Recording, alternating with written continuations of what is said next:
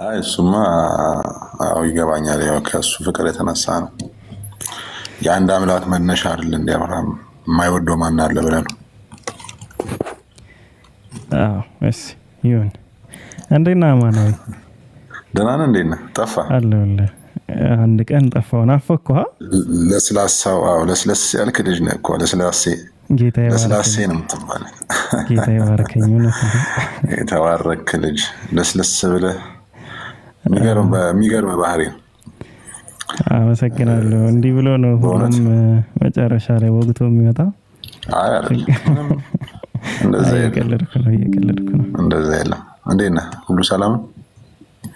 አልሐምዱሊላህ። እንዴት ነው? አጋጣሚ በዚህ በቤት በኩል ሳልፍ እንደ አዲስ እየከፈተ ካየሁና እስኪ ከፍቼ ዘጋው። ድምፅ አይሰማኝም ነበረ ዘጋውና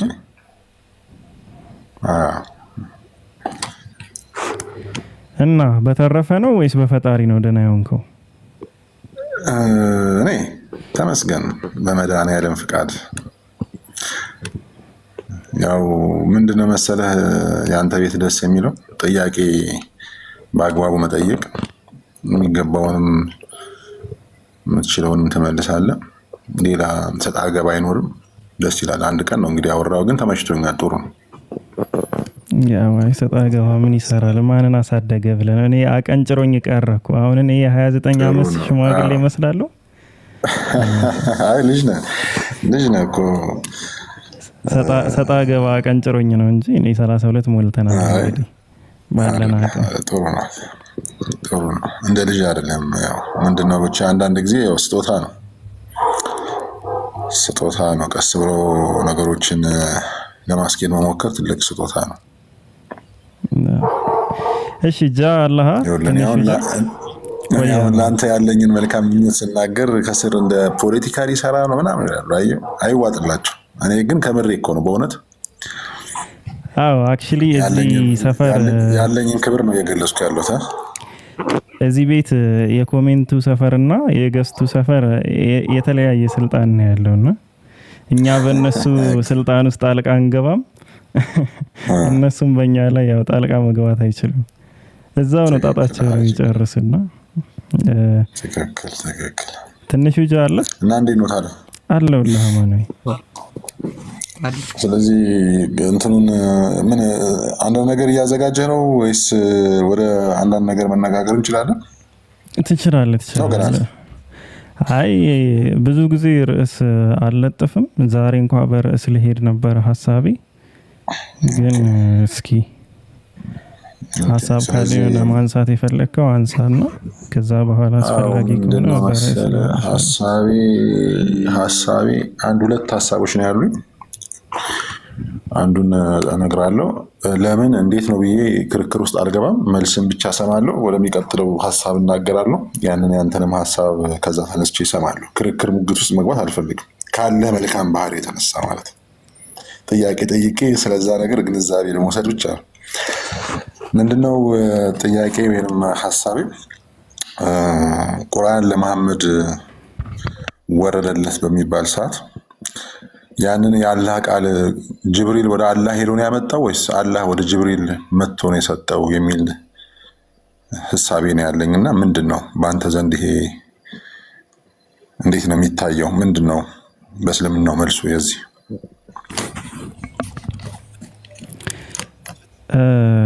ቁርአን ወይም የአላህ ቃል ሲባል የአላህ Subhanahu Wa Ta'ala እውቀት ነው በመጀመሪያ ደረጃ።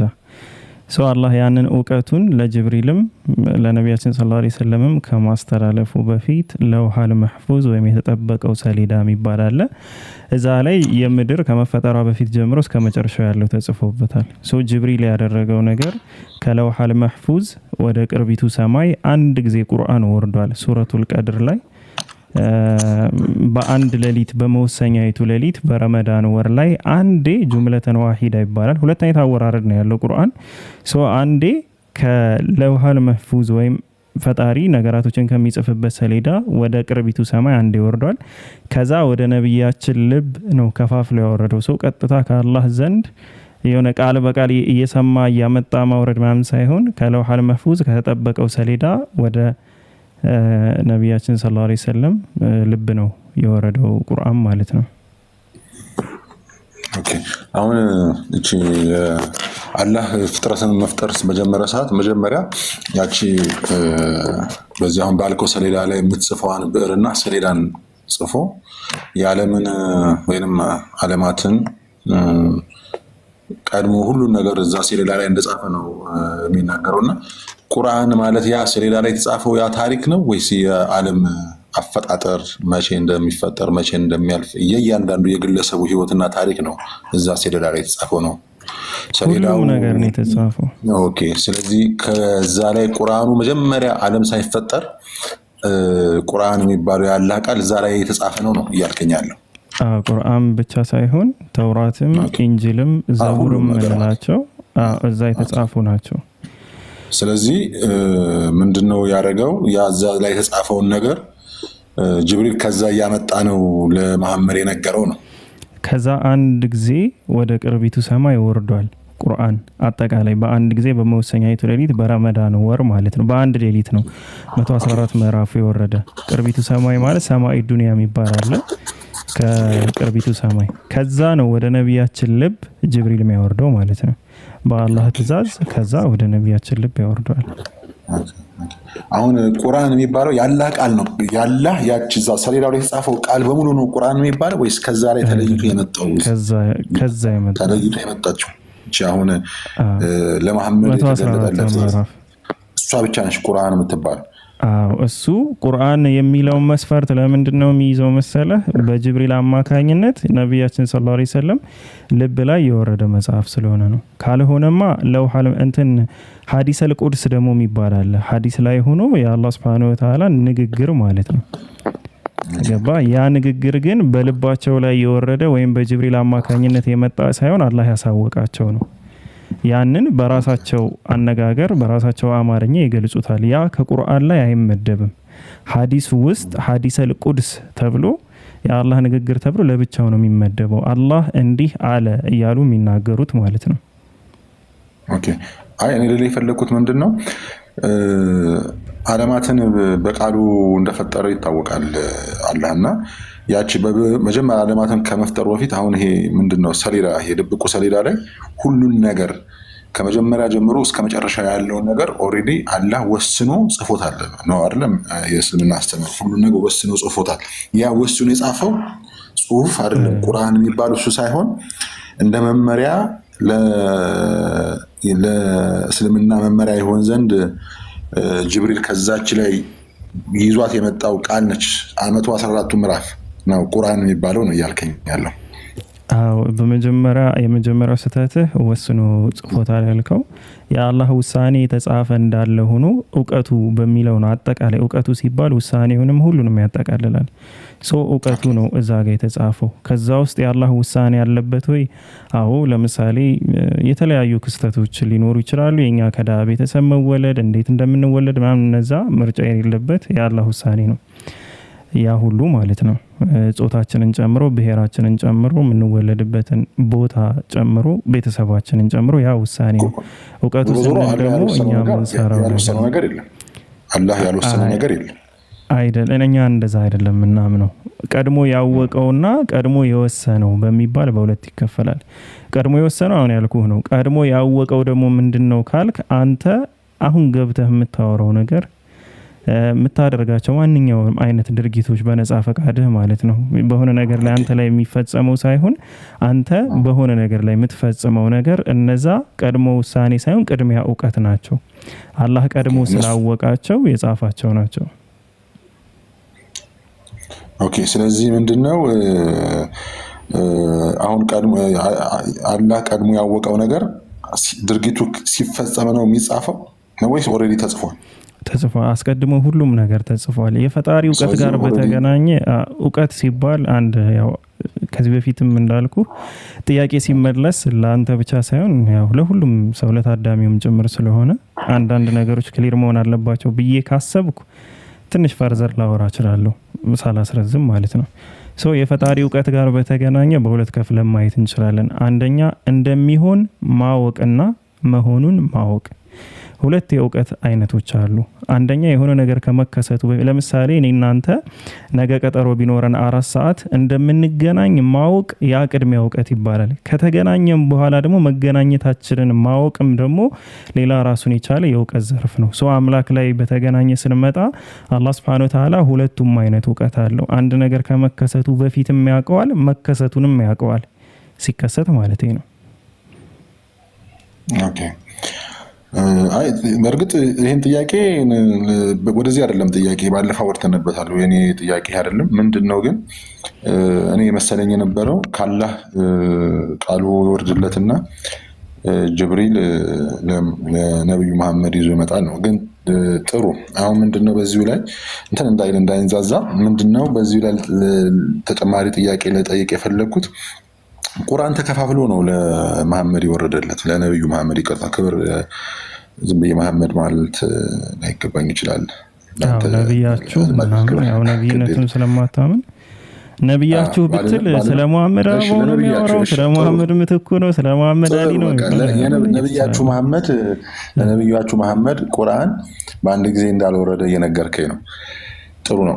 ወደ ነብያችን እስልምና በነብዩ መሐመድ ጊዜ ይሄ ቁርአን እንደ መመሪያ ነው አይደለ? ምንድነው? እንደ መመሪያ ነው? እንደ መተዳደሪያ ነው? ምንድነው ብለህ ነው የምትነግረኝ? አሁን ይሄ ቁርአን ወረደ እንበል። ስለዚህ የእስልምና መመሪያ ነው ያ ቁርአን? አሁን ቁርአን ሲባል ምዕራፍ 2 ቁጥር 2 ላይ የተቀመጠ ቃል አለ። ዛሊከል ኪታቡ ላ ረይበ ፊህ ሁደል ሊልሙተቂን፣ ይህ መጽሐፍ ከአላህ ለመሆኑ ጥርጥር የለበትም ለፈራህያን መሪ ነው ይላል። ምንመራበት ነው፣ ወደ ቀጥተኛው መንገድ ምንመራበት፣ እዚህ ህይወት ላይ እዚህ ዓለም ላይም ደግሞ ምንኖርበት የህይወት መስመርን የያዘ መጽሐፍ ነው። ቁርአን ሲባል ምን ማድረግ አለብኝ ምን የሚሉ ጥያቄዎችን በጠቅላላ የሚመልስ ሲሆን እንዴት ማድረግ አለብኝ እንዴት የሚሉትን በአጠቃላይ ደግሞ ሊቱበይነ ሊናስ ስላላቸው ለነቢያችን ሰለላሁ ዐለይሂ ወሰለም እሳቸው እንዲያብራሩ ስላዘዛቸው እነዛን ድርጊቶች ደግሞ እንዴት የሚሉትን ጥያቄዎች በጠቅላላ በነቢያችን ሰለላሁ ዐለይሂ ወሰለም መንገድ ነው የምንረዳው ወይም ሐዲስ ማለት ነው። ጥሩ። ስለዚህ አንድ ሙሉ ለሙሉ ሙስሊም ነው ማለት ሙሉ ለሙሉ ቁርአኑን መቀበል አለበት አይደል? ምንና እንዴት ነው መቀበል መቻል እኮ ሙሉ ለሙሉ ከቁርአኑ አንድ ምዕራፍ አጉሎ መቀበል የለበትም። ስለዚህ አሁን የመጀመሪያው ቁርአን ከወረደበት እና የመጨረሻው ቁርአን የወረደበት 22 ዓመት ጋፕ አለ። በዚህ መሃል እስልምና ነበረ ማለት ይቻላል? አራው እስልምና ከዛ በፊትም ነበር። የመጀመሪያው ቁርአን አንድ ምዕራፍ እና የመጨረሻው ቁርአን አንድ ምዕራፍ የመጨረሻው ምዕራፍ እስኪያልቅ 23 ዓመት ፈጅቷል። በዚህ መሃል ሙሉ ቁርአን አልወረደም እና እነዛ ሙሉ ለሙሉ ሙስሊሞች ናቸው ማለት እንችላለን ከዚህ የተነሳ? አዎ ሙሉ ቁርአንም እኮ ያልወረደበት ጊዜ ነበር።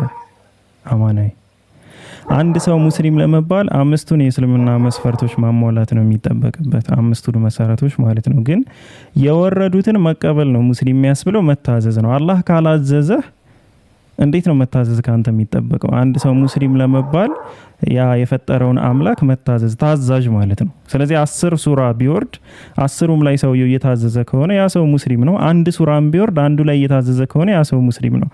ካልታዘዘበት ካልወረደው ነገር ላይ እንዴት ነው የሚጠየቀው ሰውየው? የኔም ጥያቄ እኮ እሱ ነው። ምንድነው በቃ አሁን ያላችሁት ሙስሊሞችና አንዱ ምዕራፍ የወረደበት ጊዜ የነበረ ሙስሊሞች እንዴት እኩል ነው? አንድ አይነት ሙስሊሞች ናቸው ሊባሉ ይችላሉ? በሌላ መጽሐፍ ማለት ሌላ አንድ አይነት ሙስሊሞች ነን፣ አንድ አይነት ስራ ላንሰራ እንችላለን፣ አንድ አይነት ህጎች ደግሞ ሁለታችንም ላይ ላይደርስ ይችላል። አሁንም እኮ ያው እኮ ነው አማናዊ። ለምሳሌ እኔ እስከ አንድ ምዕራፍ እያነበብኩ ብሞት ሌሎቹ ምዕራፎች ላይ ባልደርስባቸው ሙስሊም አልነበርኩም ማለት አይደለም። ሙስሊም ነኝ፣ ያወቅኩትን የደረስኩበትን ተከትያለሁ፣ በዛ ላይ ሙቻለሁ፣ ኦሬዲ ሙስሊም ነኝ። ሙሉ እውቀት አይጠበቅበትም የሆነ ሰው ሙስሊም ለመባል ማለት ነው። ማስተባበልና እሱ ጋር ሳይደርስ መቅረት ሁለቱ ይለያያሉ። አንድ ሰው ከእስልምና የሚወጣው እምቢ ብሎ ሳያምን ሲቀር ነው። ገባ? ይህ ቃል የአላህ አይደለም ሲል ወይም ደግሞ አልቀበልም ሲል ነው እንጂ አልወረደም ነው ምን ነው የሚቀበለው? ስለዚህ ምንም ለውጥ የለውም ነው። የመጀመሪያው ቁርአን ከወረደ እስከ መጨረሻው ቁርአን ባለው ውስጥ ምንም አይነት የስርዓትና የህግጋት ለውጥ የለም እያልከኝ ነው። በምን ነበር ሲመሩ የነበር? ለምን ብዙ ነገሮች የስርዓትና የህግጋት ለውጥማ አለ አይደለም። ሙሉ ቁርአን ከመውረዱ በፊት ምናምን ይቀርና ሙሉ ቁርአን ሲወርድም እኮ የህግ መለዋወጦች እኮ አሉ። የሰዎቹ አእምሮ ዲቨሎፕ ባደረገ ሰዓት ላይ አላህ Subhanahu Wa Ta'ala አክብዶባቸው የነበሩትን ህጎች ያቀልላቸዋል። ለምን ያ ማህበረሰብ ኦሬዲ ዲቨሎፕ አድርጎ እየተሻሻለ ያለ ስለነበር ሰው መጨረሻ ላይ እነዛ የነበሩ ህጎችን በሙሉ አስቀርቶ መጨረሻ ላይ አጠቃላይ ሙሉ ዓለም ሊተዳደርበት የሚችላቸውን ህጎች በጠቅላላ አስቀመጠ። ለምሳሌ መጠጥን በተመለከተ ብታነሳ የመጀመሪያው ህግ የወረደው ሰክራችሁ ወደ ሰላት አትቅረቡ የሚል ነው። ላ ተቅረቡ ሰላ ወአንቱም ሱካራ ማለት የሰከራችሁ ሆናችሁ ወደ ሰላት አትቅረቡ፣ አትጠጡ ምናምን የሚል ህግ አልነበረም። ሰክራችሁ አትቅረቡ ነው። እነሱ ደግሞ በጣም የሚጠጡ ሰዎች ስለነበሩ ለሰላት ሲሉ መጠጥ መቀነስ ጀመሩ፣ አለመስከር ጀመሩ እያለ በሶስተኛ ስቴፕ ነው መጨረሻ ላይ መጠጥም የጥንቆላ እንጨቶችም ድግምትም ቢሆን ሁሉም ከሰይጣን ናቸው የሚል ትእዛዝ ወረደ። ሁሉንም ራቁ ተባለ። ከዛ በኋላ ስታካደ አቆሙ ማለት ነው። ስለዚህ ክስተትም አይሻ ስትናገር መጀመሪያ ላይ አትጠጡ የሚል ህግ ወጥቶ ቢሆን ኑሮ ሁሉም እንጠጣለን ይህንን ሃይማኖትም አንከተልም ብለው ይወጡ ነበር ትላለች። ለመጠጥ ከነበራቸው ፍቅር የተነሳ ማለት ነው ማህበረሰቡ።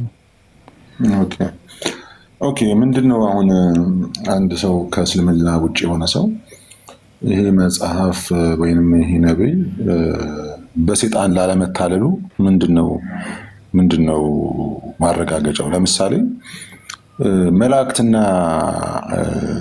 ኢብሊስ በምንድነው የሚለዩት? መለያቸው ምንድነው? አሁን ለምሳሌ መሐመድ የእናንተ ነብይ መሐመድ ይቅርታ፣ የእናንተ ነብይ መሐመድ እያናገረ ያለው ጅብሪል ኢብሊስ ይሁን ጅብሪል ይሁን መሐመድ እንደሚታወቀው የሚጽፍ የሚያነባ አይደለም። ከዚህ በፊትም ሌላ ፍልስፍና ውስጥ የነበረ አዋቂ ሰው አይደለም። በምን ለየው? ነብዩ ጅብሪልን መልአክ ነው ለማለት ምንድነው? በምን መስፈርት ለየው? ኢብሊስ ላለመሆኑ ምንድነው ማረጋገጫው የሚል ነው አንደኛው። ሌላ አሁን ወደ እነዚህ ጉዳዮች ልግባ ብዬ ነው። እሺ ጥሩ። ጅብሪል ወደ ነቢያችን ሰለላሁ ዐለይሂ ወሰለም የመጣው መልአክ ይሁን አይሁን ነብዩ መሐመድ ሰለላሁ ዐለይሂ ወሰለም በምን አረጋገጡ ነው? ብዙ መስፈርቶችን ማንሳት ይቻላል፣ ግን የተወሰኑትን ለማንሳት ያክል የመጀመሪያው የወደፊቱን ከፈጣሪ ውጭ የሚያውቅ አካል የለም።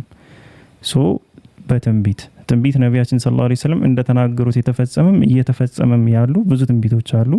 እንደ ናሙና የተወሰኑትን ጠቅስልሃለሁ በኋላ ላይ ማለት ነው። የእሳቸውን እኮ ነብይነት አይደለም እያልኩ ያሉት። የእሳቸውን ነብይነት ማረጋገጥ ማለት እኮ ነብይነታቸው ከፈጣሪ ዘንድ መሆኑን ማወቅ ማለት ነው። አማናይ እሱ ጋር ገባለሁ፣ ችግር የለም እሱ ጋር ገባለሁ። ግን አሁን የመጣላቸው ማን ነው የሚለውን የምናረጋግጠው የመጣላቸው መልአክ ለመሆኑ በምንድን ነው የተረጋገጠው ነው? እሱን እኮ እያወራሁ ያለሁት በምን አረጋገጠው የሚለውን ነገር ለማወቅ የግድ መልእክቱን ነው የምንረዳው እንጂ ገጽታውን አይደለም የምናየው። የጅብሪልን ገጽታ አይተን ጅብሪል እኮ 600 ክንፎች አሉት በትክክለኛ መልኩ ተገልጾላቸዋል ምናምን በሚል አይደለም የምናወራው። ገባ? ያ ስለማይሆን ለምን የብርሃን መልአክን ሊመሰል ይችላል የሚል የክርስትና አመለካከትና አስተሳሰብ ስላለ አንተም ደግሞ ክርስቲያን ስለሆንክ፣ ስለዚህ እኔ እያወራሁ ያለሁት አልቲሜት የሆነ የፈጣሪ መስፈርት ብቻ የሆነውን ነገር በጅብሪል አለይሂ ሰላም አማካኝነት ለነቢያችን መጥቶ ማየታችን አንደኛ ማለት ነው። ከሎጂካል ነገሮች ውጭ ነው እያወራሁ ያለሁትና ፕሮፌሲዎች መኖራቸው ወደ ነቢያችን ሰለላሁ ዐለይሂ ወሰለም የመጣው መልአክ እንጂ አጋንንት እንዳልሆነ እንረዳለን ነው። ይሄ መጀመሪያው ነው። ወደ ሎጂካል ፖዚሽኖች ከገባን ብዙ ነገር እናነሳለን። እንደ ምሳሌ ሳነሳለህ ሰይጣን ምን ፈልጎ ከዛ ማህበረሰብ ነብዩ መሐመድን ያስነሳል? ከዛ ማህበረሰብ ምን ጎሎበት? ሎጂካሊ ነው ነገር ስናወራ ያ ማህበረሰብ ማለት ጃሂልያ ነው። ከመጠጥ ሰካራም ናቸው። ከሴት ልጅን ከነነፍስ የሚቀብሩ ናቸው። ሰዎቹ በጣም ለጦርነት በጣም ፍላጎት የነበራቸው አካላቶች ናቸው። ጣዖታትን ሰርተው የሚያመልኩ በቴምር ሁሉ እየሰሩ የሚያመልኩ ሲርባቸው የሚበሉ ላይክ ድንጋይን ጠርበው አምላኬ ብለው የሚገዙ ናቸው። ሰይጣን የሚፈልገው መስፈርት ሙሉ በሙሉ የሚያሟሉ አካላቶች ናቸው እዛ ያሉ ሀገራቶች ማለት ነው፣ ከነቢያችን ሰለላሁ ዐለይሂ ወሰለም ውጪ እና ከስንት አንዴ ከሚታዩ አካላቶች ውጪ ማለት ነው። ስለዚህ ከነዚህ ምን ጎሎት ነው ነብዩ መሐመድን ሰለላሁ ዐለይሂ ወሰለም አስነስቶ ነብይ አድርጎ ያንን ማህበረሰብ አትጠጡ፣ አትስከሩ፣ ሴት ልጅን ከነ ህይወቱ አትቅበሩ፣ አንድ አምላክ ብቻ አምልኩ ሊል የሚችልበት ሪዝን ምንድነው? ራሱ ሰይጣን ምክንያት ላይ ቆም ሮማ አለች። ሮማውያን ማለት ባይዛንታይን ያኔ የክርስቲያን ሀገር ነች። የሮምን ንጉስ ማታለል የሚችል ነገር ነው ሰይጣን ማለት። የሮሙ ንጉስ ራሱ ታላቅ የሆነ ሃይማኖታዊ ምናምን የሚባል መሪም ስላልነበረ ማለት ነው። ያንን ነገር ማድረግ እየቻለ ቀጥታ እነሱ ጋር ዳይሬክት መድረስ እየቻለ ምንም ክርስቲያንም አይሁድም እንደ ማህበረሰብ ደረጃ የማይኖሩባት ሀገር ላይ መካ ከተማ ላይ አንድን ነብይ ከጣዖታውያን ማህበረሰብ ዘንድ የወጣን ነብይ ላይክ እሱ መጥቶ የወጣን ሰው ነው በለው ለጊዜው እሱ ሰይጣን መጥቶ ያን ሰውዬ አሳስቶ ምናምን ያው አሳስቶ ነው ወደ እንደሚያሳስታቸው ባላቅም አሳስቷቸው ምናምን ህዝቡን ወደ አንድ አምላክ ሊመራቸው የሚችልበት ሪዝኑ ምንድነው? ምን ሊያገኝ ነው? ይሄን እንደ ሎጂካል እንደ አንድ መስፈርት ትይዝልኛል። በሁለተኛ ደረጃ እዛ ማህበረሰብ ላይ ነቢያችን ሰለላሁ ዐለይሂ ወሰለም ብቻ ናቸው በምን የሚታወቁት? አሳዲቅ አልአሚን ታማኙና እውነተኛው በሚል ስያሜ የሚታወቁ። አይሻን መልአክ ሲገለጥላቸው ሲነግሯት ምንድነው ብላ የመለሰችው? አንተ ዝምድናን የምትቀጥል ነህ፣ የተራበን የምታበላ የታረዘ የምታለብስ ሰው ነህ፣ ከመልካም ነገር ውጪ አናውቅብህም፣ በአላህ ይሁንብኝ አንተን መጥፎ ነገር ሊያጋጥምህ አይችልም ነው ያለች ካራክተራቸውን ስትናገር። አምላክ ከዚህ ማህበረሰብ የወጣን እንደዚህ አይነትን መልካም ሰው ካልጠበቀ አምላክነቱ ምኑ ላይ ነው? ሲጀመር አንድ ሰው ነው የተገኘው ከማህበረሰቡ ታማኝ እውነተኛ የሆነ መጠጥ የማይጠጣ ለጣዖት እርድ የማይበላ ራሱ ጣዖትን የማያመልክ ወዘተ የሆነ አንድ ግለሰብ ነው የተገኘ ከማህበረሰቡ። ይህንን ሰው መጠበቅ ማይችል ከሆነ አምላክ ምኑ ላይ ነው አምላክነቱ? ሌላው ሜቢ እንደ እውነተኛ አምላክ እየቆጠር ነው ያለነው አካል የክርስቲያኖች አምላክ ወይም ደግሞ ክርስቲያንን እንደ እውነተኛ ቆጥረን ሜቢ ነብዩ መሐመድ ሰለላሁ ዐለይሂ ወሰለም የኢየሱስ ክርስቶስን ስቅለት ሞትና ትንሳኤ ስለማይቀበሉ እሳቸውን ደግሞ በሰይጣን በኩል የተነሳ አድርገን ምን ወስደው ከሆነ ሰይጣን ይህንን ሰው አስነስቶ ይህንን ሁሉ ነገራቶች ሲሰራ ሲያደርግ አሁን ላይ 2 ቢሊዮን የሚደርስ ተከታይ ሲኖረው በአምላክ በኩል ወረደ የተባለው ነገር ላይ ግን ከ50 ሺህ በላይ ዲኖሚኔሽን ልዩነቶች አሉት። ያም ቢሆን በፈጣሪ በኩል አምላክ ሰው ሆነ በሚለው ሐሳብ ደረጃ በኩል ያለው ራሱ ኢቭን ክሊር የሆነ ነገር አይደለም እዛ የተቀመጠው። ስለዚህ ሰይጣን በዚህ ደረጃ እርቆ ሲሰራ አምላክ ምን እየሰራ ነበር? ምንድነው የአምላክ ስራ? ላይክ ምንድነው የሚያደርገው? ስለዚህ ኢየሱስ ክርስቶስ በቤልዜቡል አጋንንትን ያወጣል ብለው በከሰሱት ሰዓት ምን ብሎ ነው የተናገረ? እርስ በርሷ የምትጻረር መንግስት እሷ ራሷ ትወድቃለች ነው ያለ። ሰይጣንን ቢያወጣ አለ አጋንንትን ቢያወጣ መንግስቱ ተለያየ፣ ስለዚህ አይጸናም አለ። ምንድነው ሰይጣን ከሱ የሚጻረሩ ሐሳቦችን ይዞ አይመጣም ነው የኢየሱስ ክርስቶስ ሙግት የነበረ በሰዓቱ ማለት ነው። ታዲያ እንዴት ነው ሰይጣን እነዚህ ሁሉ የዘቀጡ ማህበረሰብ እያሉ ከሱ ጋር የሚቃረን ሐሳብ ይዞ የሚነሳው በምን ምክንያት ነው? ስለዚህ እነዚህን ሪዝኖች ታይልኛል። አንደኛ አምላክ ምንድነው የሚሰራው 2000 ዓመት ሙሉ ይሄን ሁሉ ነገር ሰይጣን ሲሰራ? ሁለተኛ ሰይጣን እንዴት ነው ከራሱ ጋር የሚጻረር ነገር ሰርቶ ምን ጎሎበት ነው ከዛ ጣዖታዊ ማህበረሰብ ምን አጥቶ ነው አንድን ሰው አስነስቶ ያን ጣዖታዊ ማህበረሰብ ቀይሮ ወደ አንድ አምላክ የሚመልሳቸው? ምን ጎሎበት ነው ዛ ማህበረሰብ? በሶስተኛ ደረጃ እግዚአብሔር ትንቢተ ኢሳይያስ ምዕራፍ 41 44 ላይም ሲናገር በትንቢት ደረጃ ይፎካከራል። የወደፊቱ የሚያውቁ ከሆኑ እነዛ አማልክቶች እስኪ ይንገሩን ይላል። ነብዩ መሐመድ ሰለላሁ ዐለይሂ ወሰለም እንዴት ነው የወደፊቱን ሊናገሩ የሚችሉት? እንዴት ነው ሊያውቁ የሚችሉት? ከሰይጣን በኩል ከሆነ መልእክቱ አምላክ የሚፎካከርበት ሰው ከሆነ ማለት ነው የትክክለኛው አስተምህሮ። ስለዚህ ብዙ ነገሮችን ማንሳት እንችላለን። እንደ አይን ምስክር ካየን ያው መልአክን ያያለ ምናምን ብልህ ኖርማሊ ላንተ እንትን ይሆናል ማስረጃ ሊሆን ይችላል ብዬ ስለማላስብ ነው ያንን ነገር ዝም ያልኩ። ግን ጅብሪል መሆኑን ራሱ ነገራቸውን ብልህ ምናምን ያን ያክል ሴንስ ይሰጣል ብዬ ስላላሰብኩ ነው አማናዊ እንጂ እሱን ሁሉ ማስረጃ ከፈለክ አሳያለሁ። ምንድነው መሰለህ ያው እንግዲህ ከወንጌል የተወሰኑ ጥቅሶች ጠቅሳልና ይህንን እኔ ያነሳውበት አንድ ምክንያት ምንድነው በወንጌል ምን ተብሎ ተጽፏል? የብርሃን መልአክ ሰይጣን ራሱን የብርሃን መልአክ እስኪመስል ድረስ ይቀይራል የሚል እንትን አለና እኛ ከሰበክንላችሁ ወንጌል መልአክ እንኳን መጥቶ ቢሰብክላችሁ ሌላ የተለየ ወንጌል መልአክ እንኳን መጥቶ ቢሰብክላችሁ አትቀበሉት የሚል ተጽፏልና ምንድነው ጅብሪል እውነት መልአክ ነው ወይ? መሐመድ እንዳልኩ ምንድነው የሚጽፍ የሚያነብ እንደዚሁም ደግሞ ራሴን አንድ ተራ ነጋዴ ነበረ ሆኖ ያው እንግዲህ በፍቃደ እግዚአብሔር ወይም በፍቃደ አላህ ነብይ ነው ሲባል ያ የመጣለት መልአክ የተባለው ጅብሪል በምን አወቀ እውነት ነው መልአክ ነው ወይ የሚል ጥያቄ ያቀረብኩት ከዚህ የተነሳ ነው። እንግዲህ ያው ዞሮ ቅድም እንደነገርኩ ነው ለክርክር ለሙግት አይደለም የቀረብኩት። እየጠየቅኩትን ጥያቄ አንተ የመለስክልኝ ተቀብዬ መቀበሉን እቀበላለሁ፣ ያሌላውን እተዋለሁ። ግን ምንድነው በዚህ ላይ ያለኝ ተጨማሪ ጥያቄ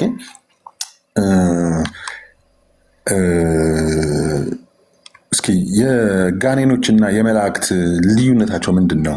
አንድነታቸው ምንድነው? ልዩነታቸው ምንድነው? ይሄን ጥያቄ የምጠይቅበት ምክንያት ምንድነው መሰለ? ኢብሊስ ከመላእክት ወገን ነው ወይስ ከጂኒዎች ወገን ነው?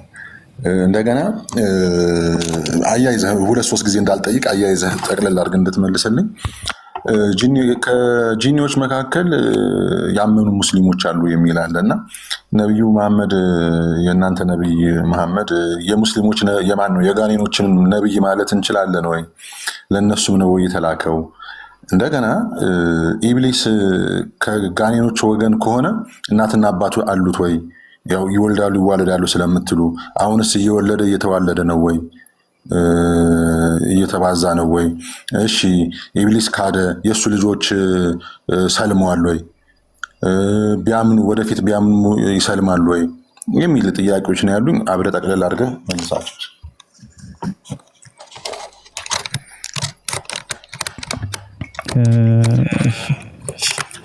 ሰላም አለይኩም ብያለሁ ተድላ። ሰላም ልበልህና ወደ ምላሹ ገባለሁ ኢንሻአላህ። ወአለይኩም ሰላም ወራህመቱላሂ ወበረካቱ። እንዴት ነው የተከበሩ? ሁሉ ሰላም አልሐምዱሊላህ። መርሐባ። እሺ ወደ ምላሹ ስገባ አንድነታቸው ምንድነው ከሚለው ልጀምርልህና አማናዊ የሰይጣንና የሰይጣን ሳይሆን ላይክ የጂኒና የመላእክ አንድነት ምንድነው ካልከኝ ሁለቱም ፍጡር ናቸው። ስለዚህ ሁለቱም ፍጡር መሆናቸው እኛንም ጨምሮ አንድ ያደርገናል ማለት ነው። ከዛ የተሻለ ወይም ደግሞ የተለየ ምንም አይነት አንድነት የላቸው። ምንና ምን መላእክና ጂኒዎችን በተመለከተ ጂኒዎች የተፈጠሩት ከምንድን ነው የሚለው ላይ በሱራ 15 ቁጥር 27 ላይ ጃንንም ከሰው በፊት ከእሳት ነበልባል ፈጠር ነው ይላል አላህ Subhanahu Wa Ta'ala። ጃን ማለት የጂኒዎቹ የመጀመሪያ አለቃ ወይም ደግሞ የጂኒ ብዜት ነው ጃን የሚባለው ነገር ማለት ነው።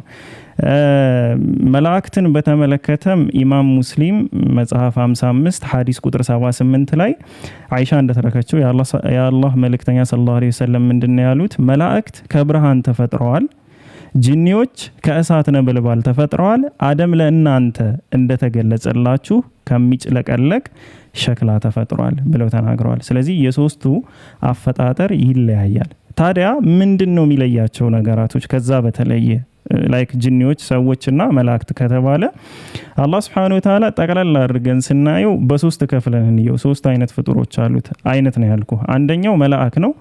ሁሌም ፖዚቲቭ ናቸው። አላህን አያምጹም፣ አይክዱም፣ ፖዚቲቭ ናቸው። የተጫነባቸው ሶፍትዌር ራሱ ፖዚቲቪቲ ነው። ላይክ ኔጌቲቭ የሚባል ባህር የላቸውም። ሁለተኛው እንስሶችን ብንወስድ ደግሞ መነካከስ፣ መበላላት ወዘተ ያለባቸው ኔጌቲቭ የሆኑ ፍጥረቶች ናቸው። ፖዚቲቭ አይደሉም፣ ኔጌቲቭ የሆኑ ፍጥረቶች ናቸው። ሁለቱ በሚሰሩት ስራ መላእክም ይሁን እንስሶችም ይሁን በሚሰሩት ስራ አይወቀሱም፣ አይመነዱም፣ ምንዳም አይሰጣቸውም፣ ወቀሳም የለባቸውም። ለምን? ፖዚቲቭ እና ኔጌቲቭ ሆነው ስለተፈጠሩ ማለት ነው። የሰው ልጅና ጂኒዎችን ግን አላህ Subhanahu Wa Ta'ala ዜሮ ላይ ነው የፈጠራቸው። ሲፈልጉ ፖዚቲቭ ወጥተው ከመላእክት በላይ ይሆናሉ፣ ሲፈልጉ ኔጌቲቭ ወርደው ደግሞ ቁርአን ላይ እንደሚገልጸው እንደ እንስሳዎች ይሆናሉ። ከእንስሳም በታች የመውረድ አቅምም አላቸው፣ ከመላእክ በላይም ከፍ የማለት አቅም አላቸው። ያ ማለት ምን ማለት ነው? ነፃ ፈቃድ አላቸው። ነፃ ፈቃድ ያለው አካል ደግሞ መካድ ይችላል። ሶ ኢብሊስ የመጀመሪያው የጂኒ ዘር ማለት ነው። የመጀመሪያው የጂኒ ዘር የመጀመሪያው የጂኒ ዘር አይደለም፣ ወይም ደግሞ ላይሆን ይችላል። ብቻ ከጂኒ ወገን ነበረ ብሎ ሱራ 15 ላይ ስለሚያስቀምጠው የጋኔል ዝርያ ያለበት ነው። ማን ይባላል? ኢብሊስ ይባላል። ገባ? ኢብሊስ ይባላል ይህ ፍጡር ማለት ነው። ሶ ለአደም ስገዱ በሚል ትእዛዝ ውስጥ ኢብሊስም ታዞ ነበረ። ከሰጋጆች ግን አልሆነም፣ አልሰገደም። ለምንድን ነው ማትሰግደው ሲባል ሪዝኑን ሲያስቀምጥ ኩራት ነው፣ ኢጎ ነው ያባረረው። ወይም ደግሞ ከረህመቴ ወይም ከኔ እዝነት አንተ ተገልለሃል ውጣ። የሸየጠነ ማለት ነው። መሰይጠን የሚለው ቃል ከዛ ነው የሚወጣ፣ መገለል ማለት ነው። ከአላህ ረህመት ከአላህ እዝነት መገለል መሸይጠን ይባላል። ወይም ሰየጠነ ማን? ኢብሊስ ሲሰየጥን ሙሉ ዘሩን ይዞ አይደለም የጠፋው። ሙሉ ዘር ይዞ መጥፋት የሚባል ነገር የለም። እሱ ነፃ ፈቃድ ነበረው፣ ነፃ ፈቃዱን ተጠቅሞ ክዷል። በተጠየቀ ሰዓትም ኩራትን አነሳ። ይቅርታ ከመጠየቅ ይልቅም የዚህን ሰው ዘሮች አሳስታለሁ አለ። ተጠያቂነቱ በራሱ ላይ ነው። እሱ ሰየጠነ ማለት ዘሮቹ በጠቅላላ ከሃዲ ሆኑ ማለት አይደለም። እነሱም ልክ እንደሱ ዜሮ ላይ ናቸው፣ ፈቃድ አላቸው። ሙሳ አለይሂ ሰላምም ሲላኩ ለነሱ ተልከዋል። ሱለይማን አለይሂ ሰላምም ሲላኩ ለጅኒዎች ተልከዋል። ነቢያችን ሰለላሁ ዐለይሂ ወሰለም ወማ አርሰልናከ ኢላ ረሕመተን ሊልዓለሚን ሲል ሊልዓለሚን ነው፣ ለዓለማት እዝነት አድርገን እንጂ አላክንህም ነው። ለዓለማት የሚለው ቃል የጂኒውን አናዘር ዳይሜንሽን እና የኛን ዓለም ሁለቱን ዓለም ነው የሚያካትተው። ስለዚህ ብዙ ነቢያቶች ሲላኩ አላህ Subhanahu Wa Ta'ala ቁርአን ላይ ከየወገኖቻቸው መልእክተኞችን ልከናል ይላል። ስለ ጂኒና ስለ ሰው ካነሳ በኋላ ለኛ መልእክተኛ እንደሚላክልን መልእክት እንደሚደርሰን ሁሉ ለጂኒዎችም አስጠንቃቂ የሆነ ከአላህ ዘንድ መልእክተኛ ይላክላቸዋል። የሚላክላቸው መልእክተኛ ግን ከሰው ወገንም ሊሆን ይችላል፣ ከጂኒ ወገንም ሊሆን ይችላል። ሶ ትምህርቱና መልእክቱ ግን ይደርሳቸዋል፣ ልክ የሙሴ መልእክት እንደደረሳቸው ማለት ነው። ታዲያ ምንድነው የማመን እድል አላቸው ወይ? አዎ አላቸው። ከክርስትናው ጋር ምንድነው የሚለያቸው ካልክ የወደቀ መልአክ የሚባል አስተምህሮ በእስልምና ሃይማኖት የለም። እስልምና ላይ እናንተ አጋንንት የምትሏቸው ነገራቶች እስልምና ላይ እኛ አጋንንት አናቅም። እኔ በበኩሌ አጋንንት የሚባል ፍጥረት ኢስላም ላይ አላቅም። ኢስላም ላይ ያለው ፍጥረት ጂኒ፣ መላእክ፣ ሰው፣ እንስሳ የሚባሉ ነገሮች ናቸው እንጂ አጋንንት የሚባል ወይም ሲሶ አንድ ሶስተኛው ወደቀ እንደዚህ አይነት አስተምህሮ የለም እንደ ኢስላም ማለት ነው። ስለዚህ የሰይጣን የጂኒና የሰይጣን እና የጂኒ ልዩነት ጂኒ ተፈጥሮ ነው፣ ኔቸር ነው፣ ካራክተር አይደለም። ጂኒ የሚለው አንድ ሰው ሲወለድ ሌባ ሆኖ አይወለድም። ሲሰርቅ ግን ሌባ ይባላል። ካራክተሩ ሌባ የሚለውን ስያሜ ያሰጠዋል። ሰይጣንነትንም በተመለከተ ማንኛውም ጂኒ ሰይጣን አይደለም፣ ማንኛውም ሰውም ሰይጣን አይደለም። ያ ሰው ግን ሲሸየጥን ወይም ከአላህ ረህመት ሲገለል ሰዎችን ወደ ጥፋት ሲመራ ሰይጣን የሚለውን ስያሜ ያገኛል። በምዕራፍ 114 የመጨረሻው አንቀጽ ላይ ከሰውም ከጋኔልም ከሆኑ ሰይጣኖች በአንተ እጠበቃለሁ በል ነው የሚል። ስለዚህ ሰይጣናት የሚባሉ ነገሮች ከሰው ወገንም አሉ፣ ከጋኔል ወገንም አሉ እንጂ የጂኒ ወገን ብቻ አይደሉም ሰይጣናት የሚባሉት ማለት ነው። ሶስቱ የተለያዩ ፍጥረቶች ናቸው። ሰው፣ ጂኒ፣ መላእክ። ሰውና ጂኒ ነፃ ፈቃድ ስላለው መልካም ከሰራ ይመነዳል፣ ምንዳ ያገኛል። ሰውና ጂኒ ማለት ነው። መጥፎ ከሰራ ደግሞ ይቀጣል። መላእክ ግን ፖዚቲቭ ብቻ ናቸው፣ መጥፎ መስራት አይችሉም። መልካም ሰራችሁ ተብለውም አይወደሱም። ኔቸራቸው ስለሆነ የተፈጠሩት በዛ መስመር ላይ ስለሆነ ማለት ነው። ስለዚህ ይህንን ይመስላል።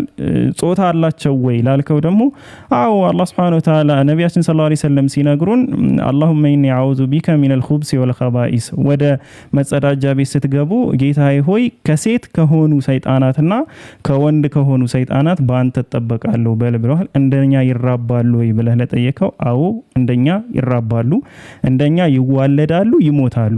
ከነሱ ወገን ኢብሊስ የሚባለው ብቻ ነው ረጅም ዓመትን የሚቆይ። አንተ ከሚቆዩት ነህ ብሎ አላህ Subhanahu Wa Ta'ala ስለወሰነ ስላስቀመጠ የሱን እድሜ በተመለከተ ኢብሊስ ብቻ ረጅም ዓመት ይቆያል እንጂ ሌሎች 1500 ዓመት ቆዩ ሟቾች ናቸው ሁሉም ማለት ነው። የትንሳኤ ቀንም በሚሰሩ ስራ ይጠየቃሉ። ቁርአን ላይ ምንድነው እናንተ በእርግጥ ብዙ ከሰዎች ወገን የሆኑ ብዙዎችን በእርግጥ አሳታችሁ ይላቸዋል። አሁን በማጂክ መልክ ይመጣሉ ምናምን በጣም ብዙ ገጽታዎች አሏቸው። መልአክ ነኝ ብለው ሊገለጹም ይችላሉ። አንተም እንዳልከው እኔ ኢየሱስ ነኝ፣ እኔ ቅድስት ድንግል ማርያም ነኝ፣ እኔ ሚካኤል ነኝ፣ እኔ ጊዮርጊስ ነኝ፣ እኔ ነቢዩ መሐመድ ሰለላሁ ዐለይሂ ወሰለም ነኝ ብሎ በቀንም የሚመጣበት ማንኛውም ሰው ካለ እንግዲህ ያ ሰው አይደለም ነው። እንደዚህ የተገለጸ ከአስተምህሮቱ ተቃራኒ የሆነ ነገር የሚሰብክ አካል ከሆነ ኦልሬዲ ጅኒ ነው ማለት ነው። ስለዚህ ጅኒዎች ነጻ ፈቃድ አላቸው እንጂ በአንዱ ምክንያት ሙሉ አይወድቁም። ከወደቁ ደግሞ ምህረት የላቸውም ማለትም አይደለም። አሁን ኢብሊስ ከሚራቡት ነው አይደል? ከሚራቡት መልአክ ጂኒዎች ነው መካከል ነው አይደል? እና አሁን ይወልዳል ነው ወይስ ሰይጣን ወንድና ሴት ናቸው? እሱ ብቻ ነው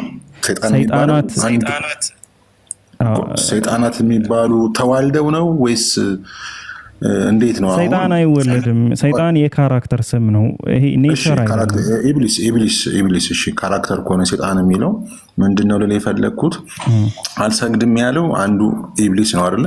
ስለዚህ በአለማችን ላይ ያለው አንድ ኢብሊስ ብቻ ነው ወይስ ተዋልደዋል?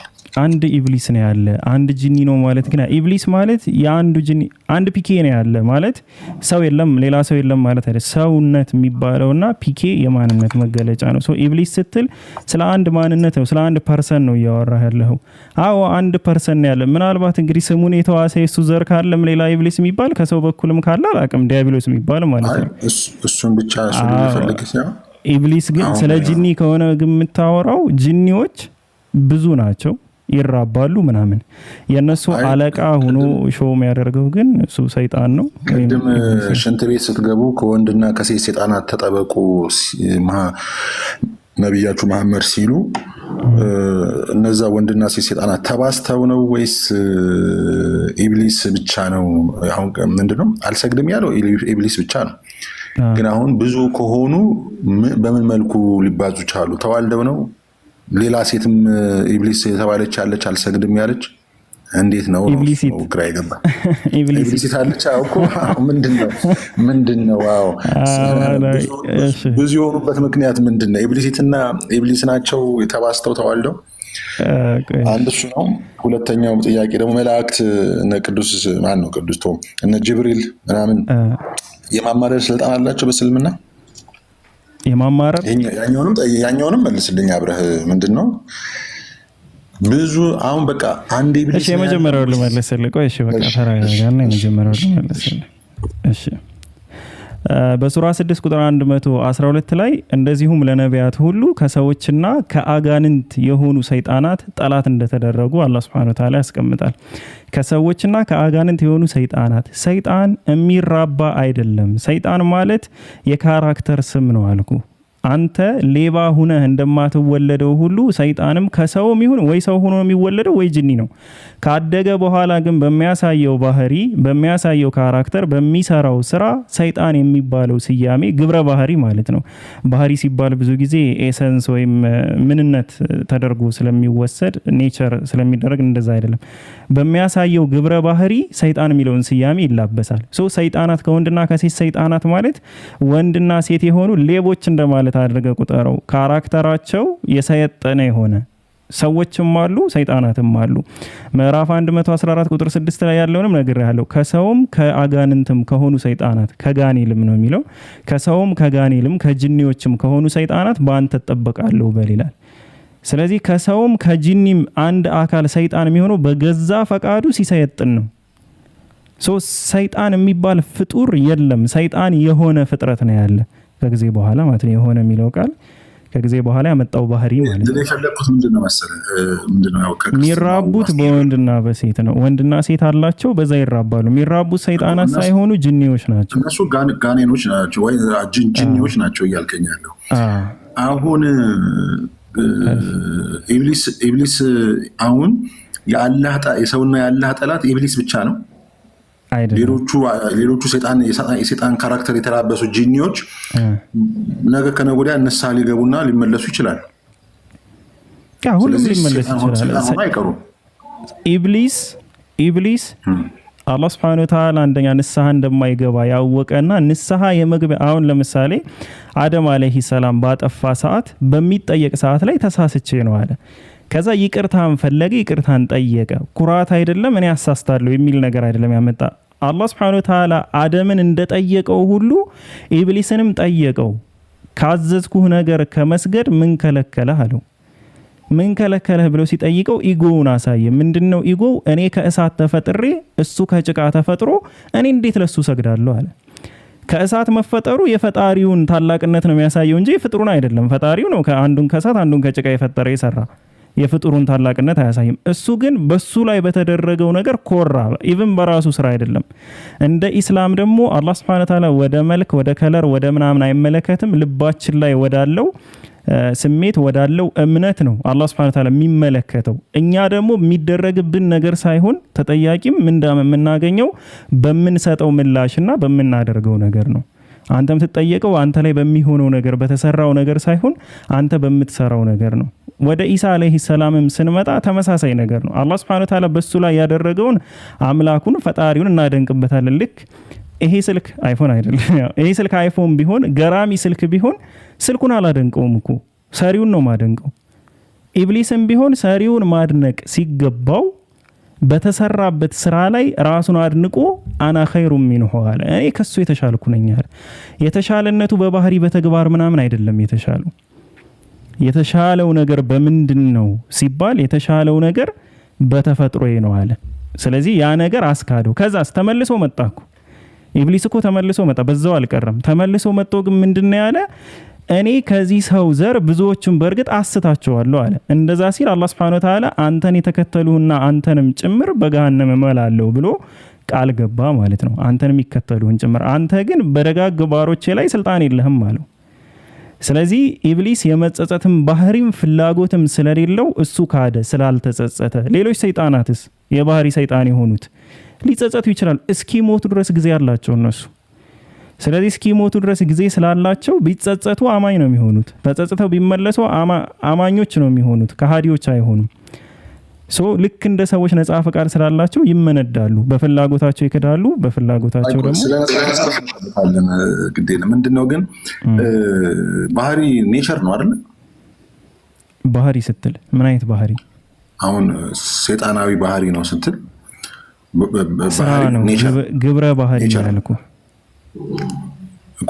በግብራቸው ነው ሰይጣን የሆኑት ነው በስራ እንጂ ባህሪ አሁን ለምሳሌ ባህሪ ካልክ ሰይጣን አሁን የሰይጣን ባህሪ የታወቀ ነው። ሰው ስትል ባህሪ ነው፣ ኔቸር ነው። ያ ኔቸርነት ደግሞ የሚቀየር አይደለም። አሁን ሰይጣን ኔቸር አይደለም። ኦኬ አልተፈጠረም። ስላልተፈጠረ ከምን ተነስተህ ታዲያ ሰይጣን ልትል ቻልክ? በሌለ ነገር አንድ ነገር ከሌለ ያ ባህሪ ከምን ተነስተህ ነው ሰውን ሌባ የምትለው? አማናዊ አይደለም። አሁን ሰይጣን የሚባል ነገር ከሌለ እቺን ከመለስክልኝ ምላሽን ታገኘዋለህ። ከምን ተነስተህ ነው ሰውን ሌባ የምትለው? ሌብነት ይታወቃል። ባህሪ እኮ አይደለም እኮ። ለምንድን ነው ሌባ የምትለው? አንድን ሰው ከምን ተነስተህ ነው ሌባ የምትለው?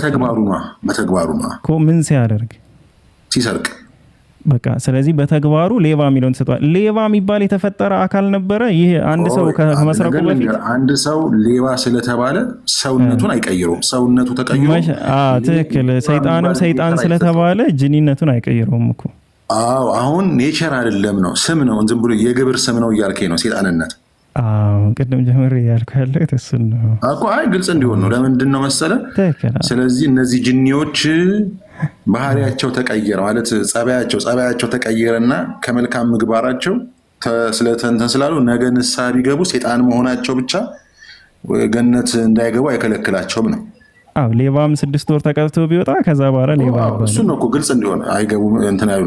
ኦኬ ጥሩ ችግር የለውም። ሰይጣናት ንስሐ ከገቡ ገነት ይገባሉ በሚለው እንይዛለን። ግን እኔ ሌላው ጥያቄ ምንድነው? ሰይጣናት አይደለም፣ ሰይጣናትማ ንስሐ አይገቡም። ካራክተር እየጠራህ እንደዛ ሌቦች ንስሐ ከገቡ ጂኒዎች ንስሐ ከገቡ ከሰይጣንነት ወጣው መልካም ሰው ይሆናሉ።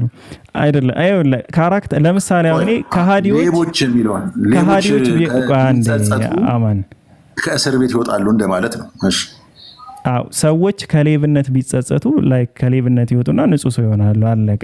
ሌቦች ካልክ ግን አሁን ስለ ግብረ ባህሪ ስያሜ እያነሳ ያ ግብረ ባህሪ ከምን ወደ ምን ነው የሚጸጸተው? ከምን ወደ ምን ነው የሚሄደው? ሰይጣን የሆኑ ጅኖች ቢጸጸቱ ገነት ይገባሉ። ሴጣን የሆኑ ጅኖች በቃ ትልቅ ሰው ነው የመረኔ ምንድነው መሰለህ ማመቻመቻ አይደለም ማማለድ ማለት ማግባባት በሁለት ነገራቶች መካከል። እሱ ግን የሚሰራው ብቸኛው የትንሣኤ ቀን ብቻ ነው። እዚህ ምድር ላይ ምልጃ የለም፣ አማላጅም የለም። አዎ ምንድነው ይህንን ጥያቄ የጠየቁበት ምክንያት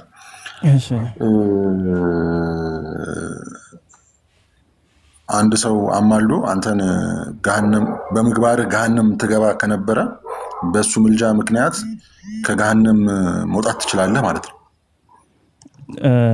ለምሳሌ አሁን አንተ ያጠፋኸው ጥፋት ሰው ሐቅ ጋር ምናምን የማይገናኝ ከሆነ እና ከፈጣሪ ጋር የሚያያዝ ወይም ነፍስህን የበደልካቸው አይነት በደሎች ካሉ ጀሃነም ሊያስወርዱ የሚችሉ ማለት ነው።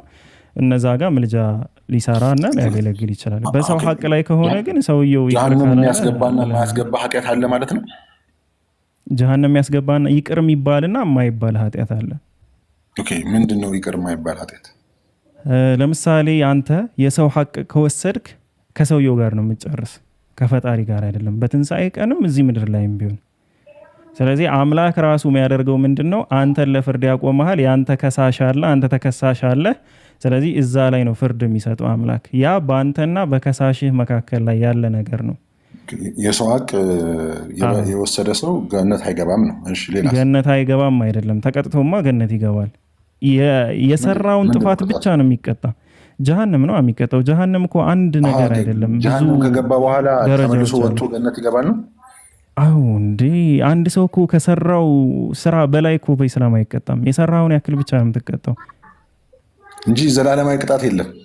ዘላለማዊ ቅጣት የሚያስቀጣ ስራ ከሰራህማ ዘላለማዊ ቅጣት ትቀጣለህ እኮ። እሱን ነው እኮ ዘላለማዊ ቅጣት የሚያሰጠው በደል ምን? ዘላለማዊ ቅጣት የሚያሰጥማ አምላክን መካድ ወይም ደግሞ በአምላክ ላይ እሱ አብልቶ አጠጥቶ አሳድጎ አንተ ብቻ አይደለም መገሌ ማምላክ ነው ማለት ነው። ኦሬዲ አማኝ አይደለም እሱ። እኔ ከሙስሊሞች ወገን ከሙስሊም ሆኖ ዘላለም የሚቀጣ አካል የለም። ላኢላሃ ኢላላህ ያለና በዛ ላይ የቆመ ሰው ምንም ያክል ኃጢአት ቢሰራ የኃጢአቱን ያክል ተቀጥቶ ወደ ጀነት ይገባል እንጂ ዘላለም የሚቀጣ ሙስሊም ማንም ሙስሊም የገነት ወራሽ ነው ማለት ነው።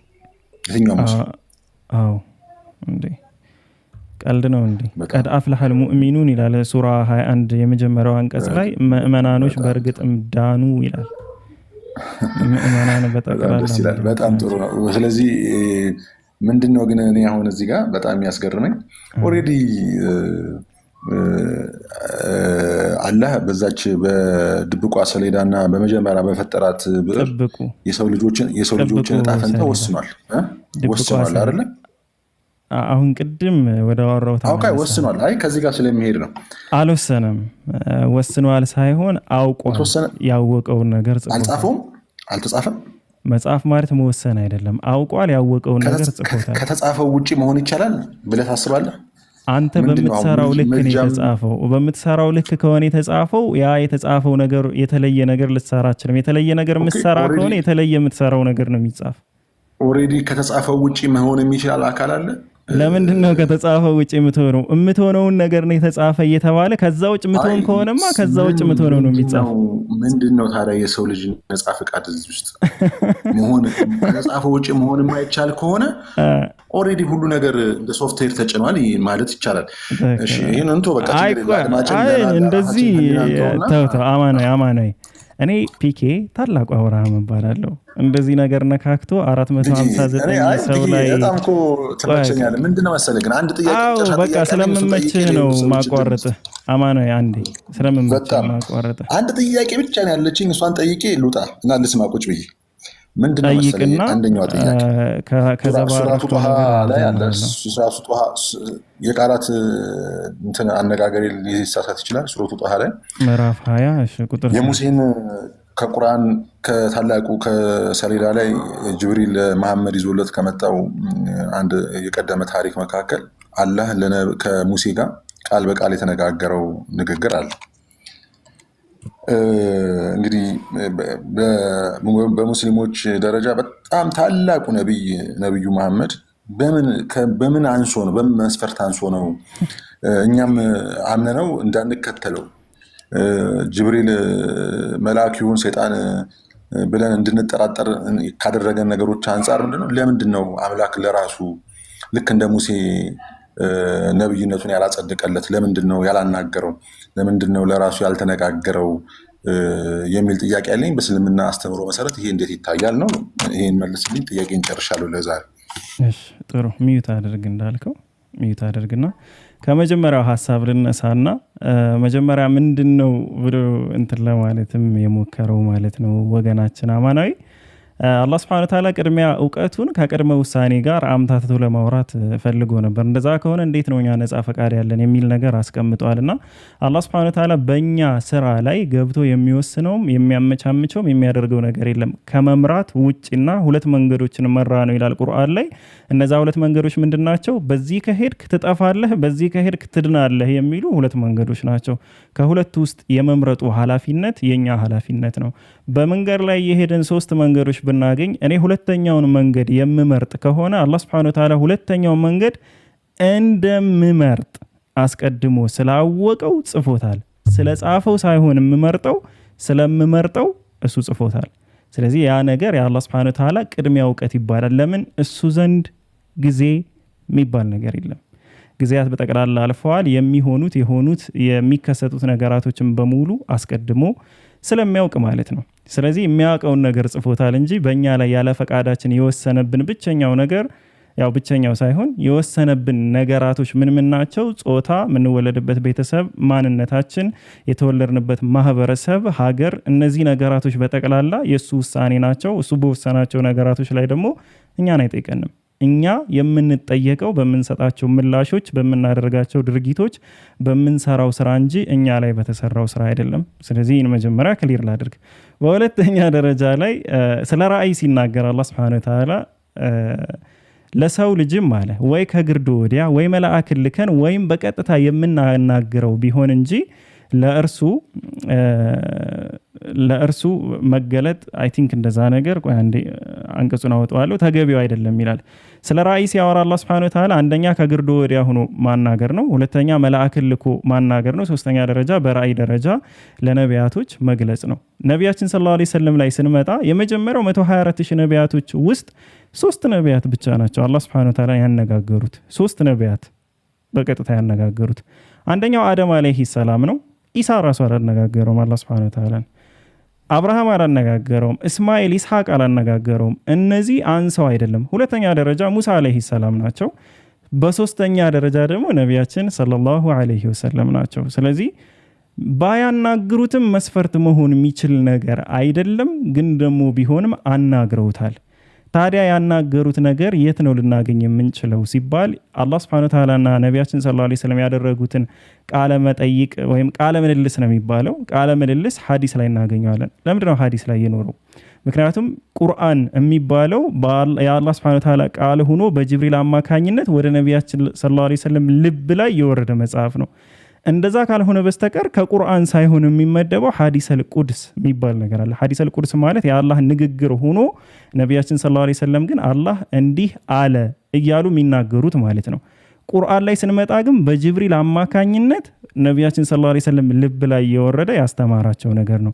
ሰው አላህ ጋር ደግሞ በጅብሪል አማካኝነት ሳይሆን የተነጋገሩት በቀጥታ ነው የተነጋገሩት። በቀጥታ ያለውን ኮንቨርሴሽናቸውን ቁርአን ውስጥ ሳይሆን የምናገኘው ሐዲስ ላይ ነው የምናገኘው። ሶ ባጭሩ ምንድነው በቀጥታ አናግረውታል። ይሄ መጀመሪያው ነው። ሁለተኛ መልአክ ይሁን ሰይጣን ይሁን በምን እንወቀው? ቅድም መጀመሪያ ስንጀምር ላልነበራችሁ ሰዎች በዝርዝር ሁሉንም ነገር አይተናል። የወረደላቸው መልአክ ነው ወይስ ሰይጣን ነው የሚለው። ከዛ ውጭ እንደ ተጨማሪ ግን አንደኛ ጅብሪል ራሱን አስተዋውቋቸዋል። ሁለተኛ ሰዎች መልአክን አይተዋል፣ አይን ባይን አይተዋል፣ የአይን ምስክሮችም አሉ። አየው አይሶው ብለው የተናገሩ አካላቶች አሉ። ሐዲስ ላይ ማውጣት ይቻላል። መጽሐፍ ቅዱስ ላይ አናገኝም። ለማርያም የወረደው መልአክ ማን እንደሆነ ማርያም ጋር የነበረ ያየውን ነገር የመሰከረ ምንም አይነት አካል የለም። ሌሎች ነቢያቶችንም አየው እኔ እገሌ የሚባለው መልአክ ከገሌ ጋር ሲያወራ አየው በገሌ ጋር አየው አይሶ በተአምራትም በምንም በኩል ብትሄዱ አይሶ ወይም አየው የሚባሉ ዘገባዎችን አታገኙም። የለም እንደዛ አይነት ዘገባ። ኢስላም ላይ ስትመጡ ግን በሐዲስ ሰሃባዎች በጠቅላላ አየን ሰማን አየን እንደዚህ ሆነ እንዲህ ተከሰተ እያሉ ቃል በቃል ይናገራሉ። ስለዚህ የትኛውንም መስፈርት ብታነሱ የመጽሐፍ ቅዱስ ነቢያቶች አያሟሉትም። የቁርአኑ ወይም ደግሞ የኢስላሙ የመጨረሻው ነብይ ግን ነቢያችን ሰለላሁ ዐለይሂ ወሰለም ያሟሉታል። በእርግጥ የባይብሎችም አሟልተውት ሊሆን ይችላሉ፣ ግን ለእኛ ስላልተላኩ ሙሉ መረጃ እኛ ጋር መድረስ አይጠበቅበትም። ለምን የተላኩት ለተወሰነ ማህበረሰብና ለተወሰነ አካባቢ ስለሆነ የኛ ለምንድን ነው እኛ ጋር ድረስ ይህ ሁሉ መረጃ የደረሰው? የተላኩት ለኛም ጭምር ስለሆኑ። ጨርሻለሁ። አማናዊ ሰላም እደር። አመሰግናለሁ። ያው አማናዊ ክርስትና ላይ አልተጠየቅም እኮ እሱ ልልህ ነው እኮ መጠየቅ የምትፈልገው ነገር ካለ ትጠይቀኛለህ። ስለነበረን ውይይት አመሰግናለሁ። ምንድነው ሀሳብህን እንድትገልጽ ነው። እኔ ግዴታ ሀሳብህን መቃወም የለብኝም መቀበልም የለብኝም። ያለውን ነገር ነግረኸኛል። እንዳልከው ሳልጠየቅ እንዳልወጣ ግን እኔ ሙግት እንዳላደረግኩት አንተም የኔን ሀሳብ ነው እንድትሰማኝ ፈቅድልህ። ያለበለዚያ እኔ መሞገት እችል ነበረ። ያንን ሀሳብ ሌላ ጋር እንደማድረገው ማድረግ እችል ነበር፣ ግን ያንን አልፈልግም። ለምን ገብቶሃል አይደለ? አልፈልግም። ያው ሀሳብህን ብቻ ተቀብዬ ዝም ብዬ ወጥቻለሁ። አንተ መጠየቅ የምትፈልገውን ነገር ስትጠይቀኝ እንደ ራሴ አስተምሮ በማውቀው ልክ እናገራለሁ። ያ ማለት ክርክር እንዳይሆን እኔም አክብሬ እንዳልተከራከርኩ ያንን ልንገርህ ብዬ ነው። ችግር የለም ጠይቀኝ። እሺ አሁን ይህ ሁሉ ክራይቴሪያ ደርድረን ያወራውና እኔ ሪስፔክት ሰጥቼ እንደሰማሁ ብዬ ነው። ለምን ክርክር እንዲያወራ አሁን ደግሞ እንደገና 2 ደቂቃ ኧረ ቆይ በቃ ችግር የለም ጠይቃለሁ። ማርያምና ጳውሎስ ጋር የተገለጠው ኢየሱስ ክርስቶስ ለመሆኑ፣ ማርያም ጋር የተገለጠው ገብርኤል ለመሆኑ ከሁለቱ ሰዎች ውጪ የአይን ምስክር የሆነ አካል የዘገበው ዘገባ ካለ እስኪ ንገረኝ።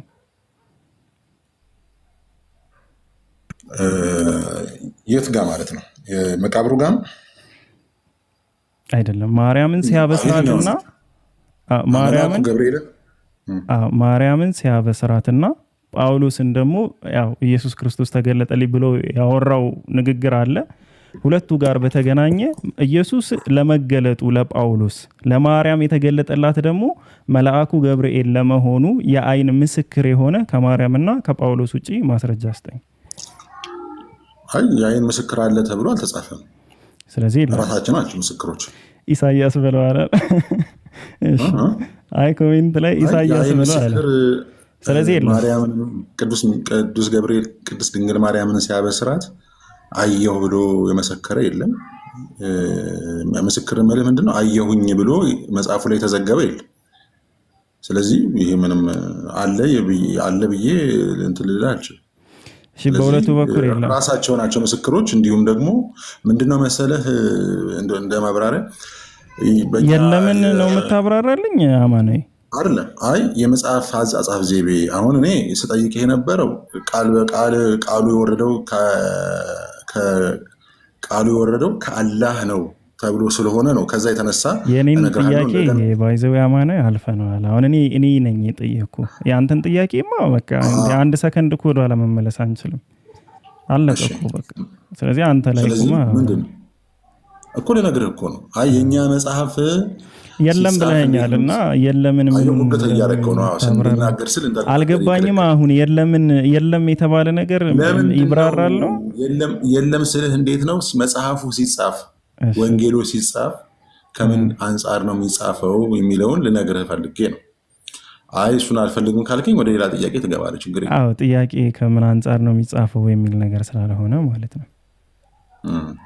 እሺ ኢየሱስ ክርስቶስ ላደረጋቸው ነገራቶች ውስጥ አይሶ የሚል ወይም አየው የሚል የአይን ምስክር አየው እያለ የጻፈው ጽሁፍ አለ። ተአምራቶቹን ማለት ትችላለህ። 12 ሐዋርያት 120 ቤተሰብ እነዚህ ሁሉ ማን አየው አላልኩም። እኔም እኮ 5000 ሰው አየ ብዬ የሆነ ዘገባ ላወራ እችላለሁ። 5000 ሰው አየ ሳይሆን ለምሳሌ አየሁ ብሎ ወይ አየሁ ወይ እንዲህ ተደረገልኝ ወይ እንዲሆንኩ።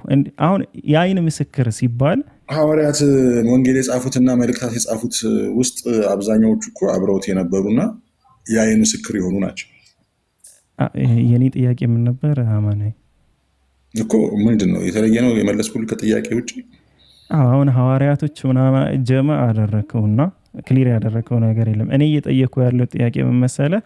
አየው ብሎ ለኢየሱስ ክርስቶስ ተአምራቶችም ሊሆን ይችላል የአይን ምስክር የሆነ እንዲህ ሆነልኝ የሚል ወይም ደግሞ እንዲህ አየው ወይ እንዲህ ተደረገልኝ የሚል አካል አለ ወይ? ጥቅስ ወንጌላዊ ዮሐንስ አብሮት የነበረ ስለዚህ ያየውን የሰማውን ነው ያየውን ተናገረን የሰማነውን እናገራለን እያሉ ይጻፉ። እስኪ ያየውን እንዲህ ሲሆን አየው ብሎ የተናገረውን ነገር አሁን እኔ እኮ እየጠየቅኩ ያለሁት እሱን ነው ሀቢቢ። አየው ማለት አይደለም እንዴ እንዳለ ወንጌሉን የጻፈው ታዲያ ምንድን ነው? ዮሐንስ የጻፈው ምንድን ነው? ዮሐንስ የጻፈው ወንጌልማ ዮሐንስ የሚባል ሰው ነበረ እንዲሆነ እያለ ነው በሶስተኛ ወገን ስለ ዮሐንስ የሚተርክልን። ስለ ራሱ እንዲህ ነው ብሎ እኔ ምስክር ነኝ አለ። ከዚህ በላይ ምስክር ያስፈልጋል? አይ በቃ ጨርሻለሁ። አማናይ ጨርሻለሁ። እሺ በቃ እሺ። ሌላ ሰው የሚጠይቀው ካለ ይጠይቅ። ጥያቄ ያለው ክርስቲያን ሪኩዌስት መላክ ይችላል። ሀሳብ ካላችሁ ወንድሞች ሀሳባችሁን ማስቀመጥ ትችላላችሁ። እኔ ግን ከዚህ በላይ ትንሽ ሆት እየሆነ ስለሚመጣ አማናዊም ስለማውቀው አይደለም። እኔ እኮ ምንም ማለት ጠይቀኸኝ አንተ ጠይቀኸኝ በቃ መልሰሃል። ባይዘው አማናዊ መልሰሃል። አንተ ሰጠኝ ውስጥ መልስ ሆኖኝ እኮ አይደለም። ሪስፔክት በቃ ያንተ እምነት ነው። እኔ ያንተ እምነት ለማዳጥ ነው የገባሁት እንጂ መሞገት በጣም ብዙ የሚሞገቱ ነገሮች ኖረዋል። ግን አይ በቃ እዚህ ጋር ላለው 400 ምናምን ሰው ክብር በመስጠት ጥያቄን ጠይቄያለሁ። እንደ እስልምና ነግረኸኛል። የመቀበል የኔ ፋንታ ነው፣ ያለመቀበል የኔ ፋንታ ነው ብዬ ነው እየሄድኩ ያሉት እንጂ መሞገትና የሚሞገት ነገር ጠፍቶ አይደለም ልልህ ፈልጌ ነው ኤኪዬ ወንድም አለም። ስለዚህ የሚጠየቅ ነገር ከሌለ በዚህ ልሰነባበት፣ ሌሎች እንዳላሰለች ረጅም ሰዓት ስለያዘ።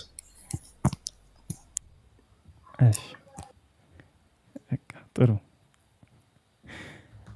እሺ። ያው ሁሉም ጥያቄዎችም መልሶችም እንግዲህ 500 ምናምን ሰው በሙሉ መስማት የሚችል ነው፣ ማየት የሚችል ነው። የሚረዱትን ነገራቶች ይረዳሉ። የግድ አልተመለሰም ተመልሷል እያልን መፋጠጡ ትርጉም አለው እያላስብም። ግን የምንረዳው ነገር ምንድን ነው? የሚጠይቁት ጥያቄ በጠቅላላ ባክፋየር ሲያደርግ ወደ እነሱ ሲመለስ አንድም የሚያቀርቡት ማስረጃ የለም። በቃ ምንም ነገር የለም። ይህም ብቻ ነው እንዲታይም የፈለግኩት። ምንም የአይን ምስክር የሚባል አየው ብሎ የሚዘግብ የአይን ምስክር በተአምራትም በመላእክትም በየትኛውም በኩል የለም። ኢስላም ላይ ስትመጡ ግን አየሁም ተደረገልኝም ተአምራት ላይም በላውም ጠጣውም የሚሉ እንዳለ በአይን ምስክሮች ለአንድ ክስተት ከ20 ከ30 ሰዎች በላይ የአይን ምስክር የሚዘግቡ አየን፣ ሆነ፣ እንዲህ ሆነልኝ እንደዛ ብለው የሚመሰክሩ ሰዎችን ማቅረብ ይቻላል። ኢቭን መልአክም በማየት ዙሪያ እንኳን ማለት ነው። እንደዛ አይነት ነገሮችን ማቅረብ እንችላለን። ክርስትና ላይ የለም። ግን እኛ ጋር ሲመጡ ሁሌ የሚጠይቁት ምንድን ነው? ጅብሪልን ያየው ሰው አለ? ጅብሪል መሆኑን ነግሯቸዋል? ጅብሪል እንደዚህ ነቢያችን ሰለላሁ ዐለይሂ ወሰለም ተአምር ሲያደርጉ እንደዚህ ነቢይ ለመሆናቸው ምስክር አለ ምናምን። ላይክ አንዳንድ ጊዜ የአይን ምስክር ተደርገው የሚቀርቡትና የሚያስቁን ነገሮች ምንድናቸው? 5000 ሰው ተመልክቷል ይላሉ። 5000 ሰው እኮ እኛ የአይን ምስክር አለን ይላሉ። ከ5000 ሰው ግን አንዱም አየው ብሎ የተናገረ የለም። 5000 ሰዎች ነበሩ ተብሎ ተዘገበ፣ በቃ አለቀ። ይሄ ምንድነው? 5000 ምስክርነት። ሃው እንዴት ነው የሚሰራው? ይሄ ነገር ይሰራል? እሺ ከሰራላችሁ ጥሩ ነው፣ ጌታ ይባርካችሁ። እሺ ተድላ አሚር፣ ትንሹ ጃ ትልቁ ጃ ሀሳብ ካላችሁ ቀጥሉና ክርስቲያኖች ካላችሁ ደግሞ ሪኩዌስት ላኩ።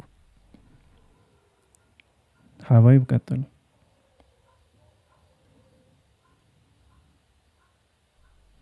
ሰላም አለይኩም። ወአለይኩም ሰላም ወራህመቱላሂ ወበረካቱ። እኔ ጋር ስትመጣ እኮ ጨዋ የምትመስለው ነገር ደህና ነህ? አታውራ አትለኝም እንዴ? ከምታሽከረም እኮ በቃ ጸጥታልክ እኮ አንተ። እሺ ዮሐንስ እንዴት ነህ? እንዴት ነው? ሰላም ነው አለው። ለፒስ ነው እንዴት ነህ? አለው። እሺ በምን ሀሳብ ዙሪያ ማውራት ትፈልጋለህ? አይ ትንሽ የጥያቄ ነው እንድታብራራልኝ ፈልጌ ነው። ከየት ቤተ እምነት ነህ ዮሐንስ? ጆን ከዚህ በፊት እኮ ተገናኝተናል፣ አውርተናል እኮ። እሺ እና ምንድነው ማለት ረሳሁት። እኔ እንጃ። እኔ ላይቭ ብዙ ጊዜ በጣም እቆያለሁ እየዘገየው ስለምገባ። ትረሳለህ። ጌታ ይባርከኝ፣ ትውስታዬን ይጨምርልኝ። በእርግጥ ከብዙ ሰው ጋርም ስለምታወራ ሊሆን ይችላል። እንደዛ ነው። እሺ አልመለስክልኝም። ኦርቶዶክስ ነኝ ለማንኛውም። ኦርቶዶክስ። እሺ ቀጥል ሐሳብህን። ምን? ኧረ ምንም ሐሳብህን ቀጥል። ቁርአን እሺ እንትን ቁርአን ትርጉም ተሰጥቶኝ ነበርና የተለያየ ቁርአን አለ ወይስ ይሄ ነጠብጣቦቹ እንዴት ነው? ከየት ነው የመጡት ለማለት ስለ ነጠብጣቦቹ ሱኩን ምናምን የሚባለውን ነገር እንድታብራራልኝ።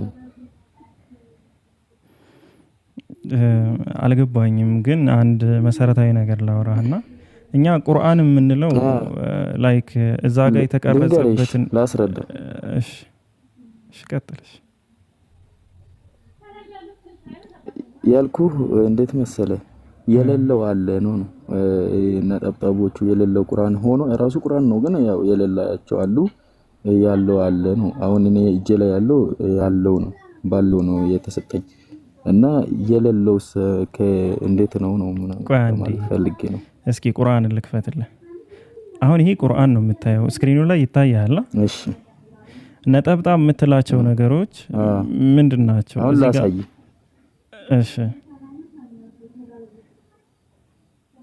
እዚህ ላይ ለምሳሌ ሱኩን የሚባለው ነገርና ምንድነው ይሄ ከላይ ሱኩን እቺነች ቀስቱ ይታያቸዋል ስክሪን ላይ ከታች ምናምን ነገር አትታይማ? እሺ አይታየኝ። ለኔ ነው የሚታየው። እሺ በቃ ብቻ ሱኩኑን አግኝቼዋለሁ። እሺ እና እንደዚህ ብቻ ልልህ የፈለኩት ገብቷል መሰለኝ። አዎ ገብቷል። እሺ ኖርማሊ ደግሞ የሌላቸው አሉ ነው ቁርአን። እኔ በቁርአን ደረጃ አላቅም የሌለው ግን ለምንድን ነው የሚባለው ነገር ለዛ ነው ጄኔራሊዝም ብዬ ልመልስልህ ያልኩ። እኛ ቁርአን የምንለው አንዴ ልክፈተውና ቁርአን የምንለው ይሄ ቅርጻ ቅርጹን እዚህ ጋር የምታየውን ነገር አይደለም። ቁርአን የሚባለው ቃሉ ነው። ለምሳሌ ይሄ ከቀኝ ወደ ግራ የተጻፈ ጽሁፍ ነው አይደል? አረብኛ ጽሁፍ ላይ ከቀኝ ወደ ግራ የተጻፈ ነው። ከግራ ወደ ቀኝ ብታነበው ቁርአን አይባልም። የምታነበው ነገር ቅርጹ ፊደሉ ራሱ ሆኖ ማለት ነው። ከቀኝ ወደ ግራ ስታነበው የሚሰጥህ ትርጓሜው የሚሰጠው ቃላቱ ያንን አንዴ ዮሐንስ አንዴ እሺ፣ ካልገባኝ መጨረሻ ላይ ትነግረኛለሽ። ያ የምትሰማው ቃል የምትሰማው መልእክት ያንን ነገርኛ ቁርአን ብለን እንጠራዋለን። ታዲያ እነዚህ ነጠብጣቦች ያላቸውም የሌላቸውም አለ ሲባል ኦኬ፣ ፊደላቱ ነጠብጣብ ያለውም አለ የሌለውም አለ። አረብኛ ፊደል ላይ ነጠብጣብ ያለው አለ የሌለው አለ። ሲነበብ ግን ራሱ ነው ቃሉ ልልህ ነው። ስለዚህ እኛ ደግሞ ቁርአን የምንለው ቃሉን ነው ላይክ የሚሰጠውን ትርጉሙን ቃሉን ነው እንጂ ነጠብጣቡን ቅርጾቹን እዚህ ጋር የምታየው ፊደል የተቀረጸበትን መንገድ ምናምን አይደለም። እሺ ስለዚህ ነጠብጣብ የሌለበት ቁርአን እኔ አይቼ አላቅም። ለምን መሰል አይቼ የማላቀው ይሄ በጣም ያቀላል ለማንበብና ቁርአን ላይ ደግሞ እንዲከብድም ስለማይፈለግ የቀለለ ነገር ነው። በሐዲስ ደረጃ አረብኛ ሌላ ጽሁፎች ምናምን ብታይ ግን ነጠብጣብ የሌላቸው አሉ። ያለ ነጠብጣብም ይብን ይነበባሉ። ድሮም በነጠብጣብም አይጻፍም ነበር። ከጊዜ በኋላ በዑመር ዘመን በቁርአን ደረጃ እኔ አላቅም። አሁን አንተ ነህ እየነገርከኝ ያለው አለ